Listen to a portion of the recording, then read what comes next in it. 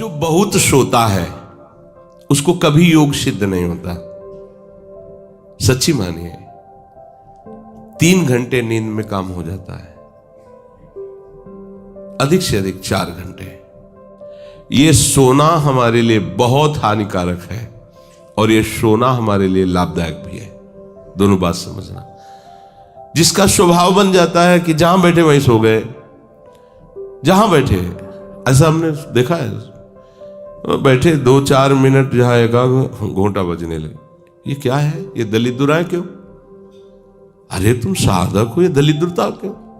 क्या यही उपासना में तुमने सिद्धि प्राप्त की है? जहां बैठ जाओ वहां तुम लड़खड़ा गए, लार बहने लगी, सोने लगे, घोंटा बजने लगे। ये दलिद्रता है, ये तमोगुणी है। ऐसा नहीं। एक बार नींद को समय दिया है, 3 घंटे 4 घंटे, आ जाए तो आ जाने, उसको निमंत्रण नहीं देना, राधा राधा राधा, और जग कर फिर वैसे ही अपनी दिनचर्या, कोई भी फर्क नहीं पड़ना। आप अभ्यास कीजिए, कोई फर्क नहीं पड़ेगा। कई दिन बराबर जगने पर भी आपकी दिनचर्या पे कोई फर्क नहीं पड़ेगा। जो अपना स्वभाव बिगाड़ रहे हैं वो अपना नाश कर रहे हैं। अधिक पड़े हैं, सो रहे हैं, ये ठीक बात नहीं है। बार बार जो अधिक पड़े रह करके सोने का अभ्यास किए हैं, वो कहीं भी रहे उनको बार बार नींद सताएगी। पड़े रहने में जिनको सुखानुभूति हो रही, सोने में जिनको सुखानुभूति हो रही, वो भजन क्या करेंगे? जो ज्यादा नींद लेते हैं उनकी गाढ़ नींद कभी नहीं होती है। मतलब अब सो चुके, थक गए, ऐसा नहीं आएगा। उनको बहुत प्रकार से विघ्न पड़ने लगते हैं, स्वप्न आदि आने लगते हैं, नींद का स्वरूप लंबा हो जाता है, 10 घंटे 12 घंटे। हमको एक ने बताया था कि हम केवल भोजन के लिए उठते हैं और अपने कमरे में ही पड़े रहते हैं, 18 घंटे वो सोते हैं। क्या जीवन आपका है? ये जीवन है? सोना बहुत हानिकारक है। अरे हम परमार्थ के पति के, जितनी बार नाम जप कर लिए वो हमारे बैंक में जमा हो गया। सो के क्या बर्बाद करना है? 3 घंटे 4 घंटे, इसके 5-6 घंटे वो उनके लिए है जो बहुत श्रम परायण है, परिश्रम करते हैं शरीर से, साधक के लिए नहीं। 3 घंटे पर्याप्त है। आप अभ्यास करके तो देखिए, 3 घंटे में आपको बिल्कुल 24 घंटे के लिए तृप्ति मिल जाएगी। हाँ बिल्कुल ठीक है, अभ्यास कर लीजिए। दिन में लेटे रहने पर भी 1 मिनट नींद नहीं। अभ्यास कीजिए। अभ्यास अमृत है और अभ्यास ही मृत्यु है। आपने जैसा अभ्यास कर लिया, अमृत का अभ्यास किया तो अमृत है, और मृत्यु का अभ्यास किया तो मृत्यु है। भोगों का अभ्यास करना, सोने का अभ्यास करना, प्रपंच में अधिक रुचि रखना, ये सब मृत्यु है। नामामृत, लीलामृत, रूपामृत, धामामृत, इसका अभ्यास करो, अमृत है ये। शरीर उसका बहुत सोने पर भी आलस्य से भरा रहेगा। आलस्य के कारण वो भजन में जे भी बैठेगा 2-4 मिनट में ही माला छूट जाएगा और नींद आ जाएगी।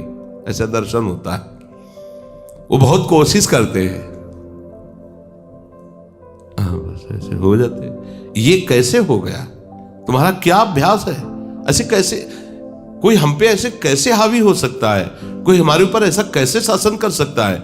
चाहे नींद हो या काम हो या क्रोध हो, आप क्या हो? आप समझो, आप भगवान के अंश हो और आप इतना अधीन होते चले जा रहे हैं शरीर के। सत्संग हो रहा है, आप मुंह बगाड़ के सो रहे हैं। कीर्तन हो रहा है, आपको झटके नींद के आ रहे। धिक्कार है आपको जीवन को। आप साधक हो, आप उपासक हो, ये क्या हो रहा है? जहां आपको संपूर्णतया सावधान होकर चैतन्य रहना है, वो आप सो रहे हो। कैसी आपकी दिनचर्या, कैसी आपकी साधना है? आप हो क्या? विचार करना चाहिए। डांटने की विषय नहीं है, कोई तुम्हें जगाए ये विषय नहीं है। भगवत कृपा से जीवन में कभी अलार्म नहीं बजाया कि हमको इतने बजे उठना है, पता नहीं उठ पाए कि ना उठ पाए। अभ्यास योग युक्त चेतसा नान्यगामिना, ऐसी स्थिति हो कि हम उठ ना पाए तो बात अलग की है। बख्शना नहीं इस शरीर को, अब भाई हमें चलो हम नहीं आ रहे, ऐसा नहीं। अगर सांस है, दम है, बिल्कुल इसको बख्शना नहीं। हम केवल आपको उपदेश नहीं कर रहे, बख्शना नहीं। शरीर के प्रति इतना प्यार नहीं दिखाना कि वो हमारे प्यारे से हमको दूर कर दे, ऐसा नहीं। ये जड़ वस्तु है, ये चैतन्य नहीं है। तुमसे ये चैतन्य है, तुम अपनी चैतन्यता को समझो, इसके अधीन हो रहे हो। ये तो बहुत बुरा लगता है जब कोई साधक सत्संग में या माला लेकर भजन करने में या पाठ करने में सो रहा है, तब लगता है। ग्रंथ सामने खोला है, थोड़ा पाठ कर ऐसे ऐसे। एक जगह दर्शन कर ले जाते थे, वो भागवत का स्वाद है। वो श्री जी के सामने भागवत पढ़ते पढ़ते नाक और माथा पूरी भागवत में रख दिया, और 2500 लोग आ जा रहे हैं ऐसे। तो उनको जैसे कहते हैं, पंडित जी श्री हरिवंश, हाँ हाँ श्री हरिवंश। अब ये हो क्या रहा है, ये क्या हो रहा है? अगर आपके अंदर नींद है तो आप चैन से 1-2 घंटे सो लिए दीजिए और फिर बैठिए, चैतन्य होकर बैठिए। ये अपमान है शास्त्रों का। आप चैतन्य घन प्रभु के वचन पढ़ रहे हैं, आपको नींद आ रही, प्रभु की चर्चा हो रही, आपको नींद आ रही। कभी विषय चर्चा में आपको नींद आई? कभी फिल्म देखने में नींद आई? नौटंकी नाटक देखने में, रिश्ते नातेदारों से बात करने में, रिश्ते नातेदारों, आपका लड़का विदेश में रह रहा हो, उसकी कोई बात बता रहा हो, आपको नींद आएगी? नहीं आएगी। लेकिन अपने परम प्राण स्वरूप आत्म स्वरूप श्री प्रियालाल की चर्चा हो रही, आपको नींद आ रही है। अब हो क्या हो, जरा विचार करके देखिए। तो ये आलस्य के कारण उसके भजन में भारी बाधा हो जाएगी। उसका योग कभी सिद्ध नहीं होगा जो अधिक सोता है।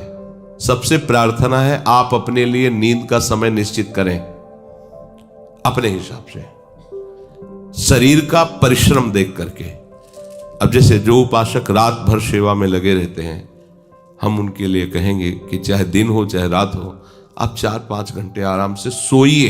प्रार्थना है कि सोइए, क्योंकि आप जवान साधक हैं। सोएंगे तो आपकी इंद्रियां फिर भजन में लगेंगी। आप अपने को देखिए, यदि आप कोई सेवा बल वाली नहीं करते हैं तो 4 घंटे से ज्यादा आप नहीं गए। अच्छा उपासक 3 घंटे में हो जाता है।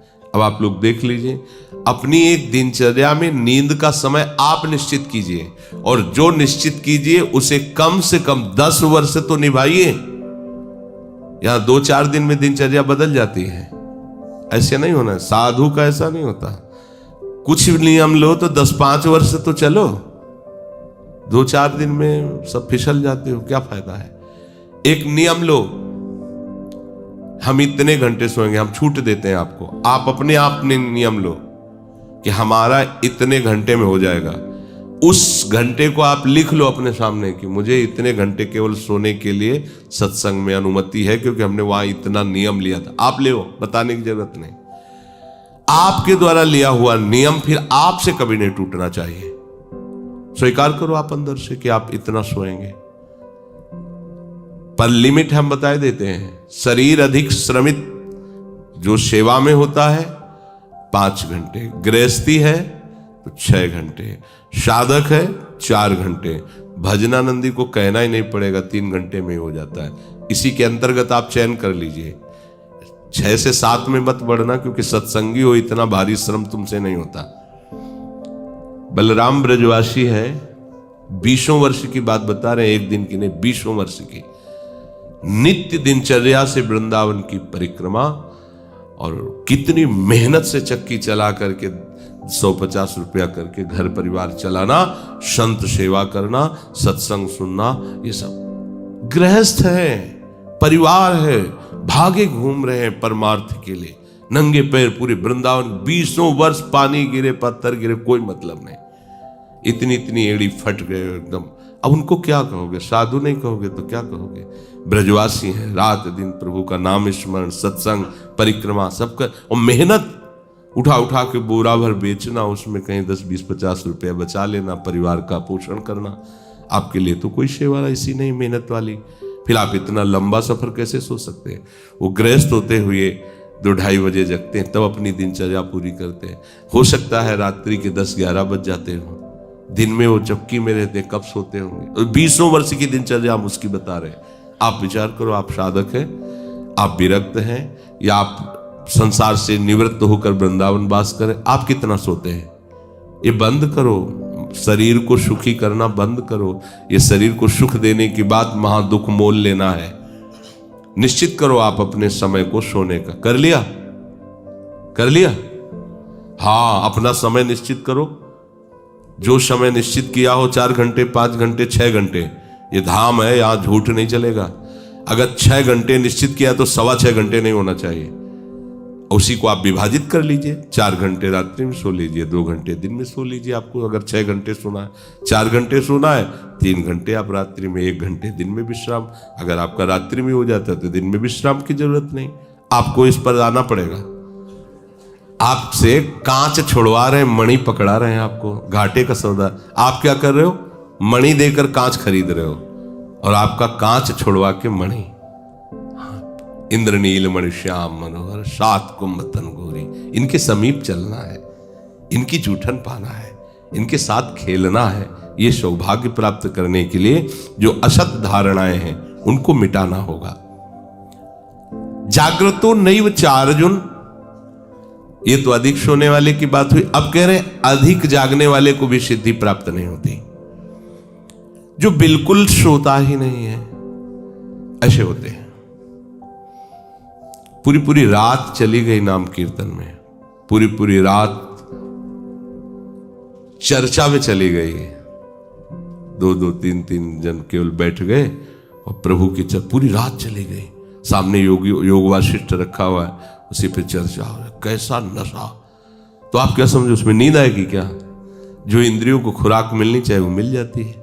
बड़े बड़े महापुरुषों को देखो, राय रामानंदाचार्य जी, राय राम, उनका आता है ना महाप्रभु चैतन्य देव, पूरी पूरी रात चर्चा हो रही, पूरी पूरी रात कीर्तन हो रहा है। क्या होता कि सुबह सब ऐसे लुढ़के हैं नींद में? नहीं, यहां उनकी बात हो रही है जिनकी अभी रुचि भजन में नहीं हुई है। उनको समय से सो जाना चाहिए, समय बर्बाद नहीं करना है। जो नींद का समय दिया है उसमें नींद आए या ना आए, हमें सोने के लिए नहीं लेटना है। जब लेटे देखा हाँ इस समय से इतना समय लेटने में देना है, नाम शुरू किया, तन्मय हो गए। जब नींद आई, जब आंख खुली बस फिर मंत्र में तन्मय फिर लग गए। ये भजन है, इसको ऐसे प्रमाद में मत डालिए। यहाँ दिनचर्या हो गई, अब पड़े हैं, करवट बदल रहे हैं, समय निकलता चला जा रहा है, आज सत्संग में क्यों नहीं आए, सो गए थे, ऐसा नहीं होना चाहिए। जो बिल्कुल नींद नहीं लेता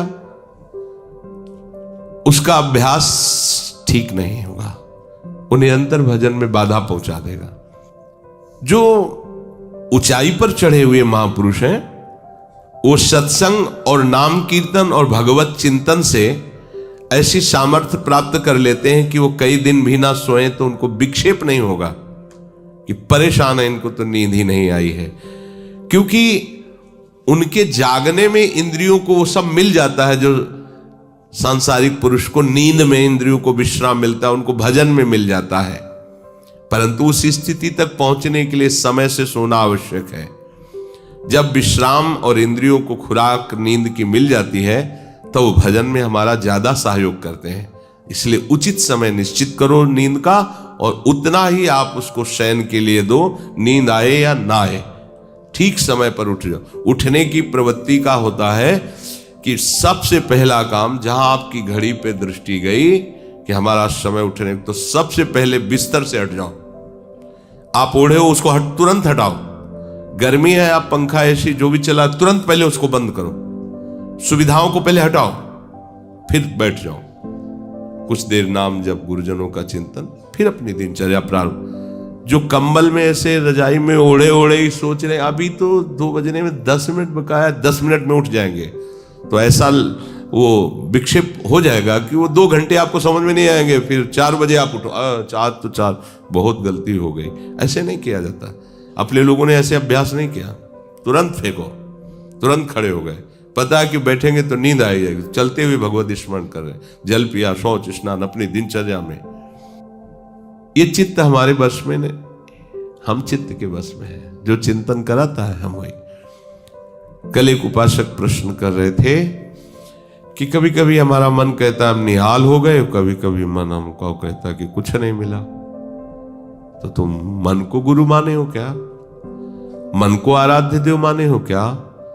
मन को अपना मित्र माने हो क्या? ऐसे सलाहकार की क्या बात कि कभी कभी कहता है तुम जीवन मुक्त हो गए, कभी कभी कहता है तुम विषयी हो। उसकी बात थोड़ी माननी। वो अपनी स्थिति बता रहा है, मन तुम्हारी स्थिति नहीं बता रहा है। जब कभी भगवदानंद में तो मन कहता निहाल हो गया, और जब विषयानंद में तो लगता मैं फंस गया। तो तुम उसको देखने वाले हो, तुम उसको चलाने वाले हो, तुम ही से वो चल रहा है तुम्हारी शक्ति से, तो तुम रो काहे को रहे हो, व्यथित क्यों? मतलब कोई भी प्रश्न करने के पहले आपने चिल्ला के रो दिया, अब सब प्रश्न का रहस्य नहीं मिल पाएगा आपको, क्योंकि पहले ही देख लिया कि आप नहीं। गंभीर, किसी संत के पास जाने के लिए पहले गंभीरता पूर्वक प्रश्न करो। कोई भावुकता की बात आ रही है, आप रो देते हो तो अच्छी बात है। अब आप प्रश्न कर रहे हो, पहले तो चिल्ला चिल्ला कर रो रहे हो, पूरा वातावरण जो है आपने गंभीरता से रहित कर दिया। और दूसरी बात, आप समझोगा कि क्यों रो रहे हो। अगर प्रियाजू की प्राप्ति के लिए तो सभा में चिल्ला के रोने की जरूरत क्या है? प्रियाजू की प्राप्ति के लिए तो एकांत में रोइए, खूब नाम जप कीजिए। अगर सभा में आए हैं प्रश्न करने के लिए तो गंभीर रहिए और मुस्कुराते हुए प्रश्न कीजिए। ये रोना धोना नहीं, ये एकांत का विषय, अपने आराध्य देव के विषय में कभी भाव आ रहा है तो बात अलग की है। हम चित्त के अधीन हो गए हैं, बस इसको सुधार करना है। चित्त की 5 अवस्थाएं होती हैं, उसी को मन कहते हैं, उसी को बुद्धि कहते हैं, उसी को अहम कहते हैं, समझना। उसकी वृत्तियों के कारण अलग अलग नाम पड़ा है ना। पूरे को एक हृदय कहते हैं, बोले मैं हृदय से कहता हूं, मतलब संपूर्ण अंतःकरण से कहता हूं। अंतःकरण 4 इसलिए हो गए कि उसकी वृत्ति 4 है। एक का काम है निश्चय करना, संकल्प विकल्प करना, चिंतन करना और क्रिया को स्वीकार करना। एक ही हृदय में 4 बातें होती हैं। तो जो निश्चय उसे बुद्धि कह दिया गया, जो संकल्प विकल्प उसे मन कह दिया गया, जो चिंतन उसे चित्त कह दिया गया, क्रिया को स्वीकार करना उसे अहम कह दिया गया। है एक ही हृदय। उसी हृदय को हम जब बात करते हैं तो उसे 4 रूपों में कहते हैं। तो मानो अगर मन की बात चल रही तो चित्त आ गया, बुद्धि आ गई, अहम आ गया। चित्त की बात चल रही तो उसमें मन आ गया, बुद्धि, क्योंकि एक ही हृदय की बात हो रही। तो 5 अवस्थाएं मानी गई हैं। बहुत ध्यान से सुने तो इसमें हम अपने चित्त को भगवदाकार कर सकते हैं। चित्त की 5 अवस्थाएं शास्त्रों में ब्रह्म ऋषियों ने मनन करके पाया है। मूढ़ता, मूढ़ अवस्था, क्षिप्त अवस्था, विक्षिप्त अवस्था, एकाग्र अवस्था और निरुद्ध अवस्था, ये 5 अवस्थाएं पाई गई हैं। इनमें 2 से भजन नहीं होता। जिनके चित्त में ये 5 में 2 पहली वाली अवस्थाएं जोर की होती हैं, मूढ़ अवस्था और क्षिप्त अवस्था, उनसे बिल्कुल भजन नहीं होगा। वो पाप प्रवृत्ति में ही चित्त लगाने वाले जन हैं, उनसे भजन बिल्कुल नहीं होगा। जिनके ये विक्षिप्त, एकाग्र और निरुद्ध ये गौड़ हैं, एकदम दबे हुए हैं, और मूढ़ता और क्षिप्तता ये जागृत है, बहुत विशाल, उनसे भजन नहीं होगा, साधन नहीं होगा। वो पापाचरण रत रहेंगे, दान पुण्य भी करेंगे तो अहंकार की धरा में होगा। अब यहां से शुरू होता है साधन। विक्षिप्त से कभी भजन होता है, कभी विषय चिंतन होता है। ये विक्षिप्त चित्त का होता है। कभी प्रभु अच्छे लगते हैं, कभी संसार अच्छा लगता है। अभी ये आगे पद्धति नहीं बढ़ी, ये विक्षिप्त है, पर ये अधिकारी है भजन का। इस अधिकार वाले उपासक को जब साधु संग मिल जाता है और सत्संग मिलता है, तब वो बार बार सत्संग के प्रभाव से विक्षिप्तता को अगली पद्धति में बदल देता है, एकाग्र। अब वो एकाग्र होने लगता है कि मेरे जीवन का उद्देश्य केवल भजन है, केवल प्रिया प्रीतम की प्राप्ति है। नहीं, अब संसार को मैं नहीं मानूंगा कि संसार मेरा है, संसार के संबंध मेरे हैं। सत्संग के द्वारा ये विक्षिप्तता एकाग्रता में बढ़ गई, और जब एकाग्रता में अपने आराध्य देव के चिंतन में तन्मय हुआ तो उसे आनंद मिलने लगा, तो सविकल्प समाधि में उसकी गति हो गई। सविकल्प, अभी विकल्प चल रहा है पर वो सम अवस्था को प्राप्त हो रहा, आनंद का अनुभव होने लगा। विक्षिप्त से भजन प्रारंभ होता है, एकाग्रता में उसको आनंद का अनुभव होने लगता है, और आगे है निरुद्ध अवस्था। चित्त के चलने की गति ही खत्म हो गई, अपने आराध्य देव में चित्त फंस गया, निरुद्ध हो गया। इसे कहते हैं निर्विकल्प समाधि। आप कोई कल्पना नहीं रह गई, केवल सम अवस्था, भगवदाकार वृत्ति, परमानंदमय। अभी ये चित्त प्रिया प्रीतम में हो गया। क्षिप्त अवस्था और मूढ़ अवस्था ये भजन नहीं होने देते। विक्षिप्त अवस्था से भजन प्रारंभ होता है, एकाग्रता में भजन का सुख मिलता है।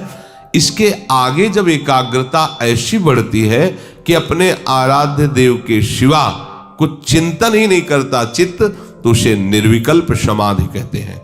वो हर समय आओ स्वामी जी महाराज कह रहे चित्त न डुला इतुत आओ समाधि भीतर। अब वो उठते बैठते चलते फिरते क्रियारत होते हुए भी समाधि में रहता है।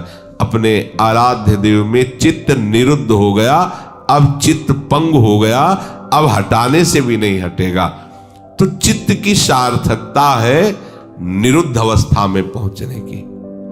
गोपीजन इसी अवस्था की महापुरुष है। सब क्रियाएं घर की हो रही है और मुरारी पादार्पित चित्त वृत्ति।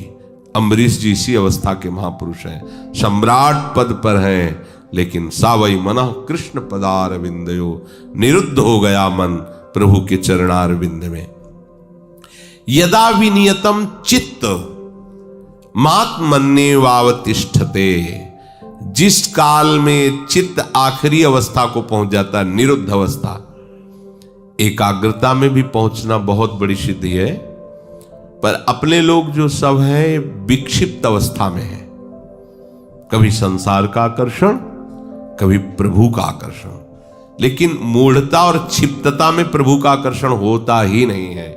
वो उसी में लगा रहता है प्रपंच में, बस लड़का बच्चा परिवार खाना कमाना, धर्म से धन आवे या अधर्म से आवे, इसका कोई भेद उनके अंदर नहीं। धन आना चाहिए, भोग सामग्री मिलना चाहिए।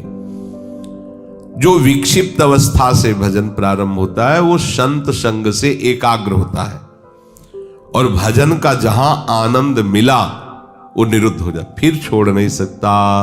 फिर तो चित्त प्रभु के चरणों में, या चित्त चोर ने चित्त को चुरा लिया।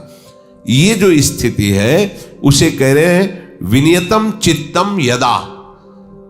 यदा माने उस समय जिस काल में चित्त निरुद्ध अवस्था को प्राप्त हो जाता है, वो स्थिर हो जाता है अपने स्वरूप में, आराध्य देव में। चित्त भगवदाकार हुआ कि अपना वपु अनुभव में आ जाता है, जो स्वरूप है सहचरी वपु। सहचरी वपु अपने आराध्य देव के समीप ही होती है, इसलिए आराध्य देव अलग से ध्यान में नहीं आते, अपने को वहीं देखता है प्यारी जो प्यारे जो के समीप। जब राधिका श्याम प्रसन्न भये तब नित्य समीप सु खैंच लए, और हरिवंश समीप सदा तिनके, सुख संपत्ति दंपति जो जिनके। तो हम अभ्यास करें,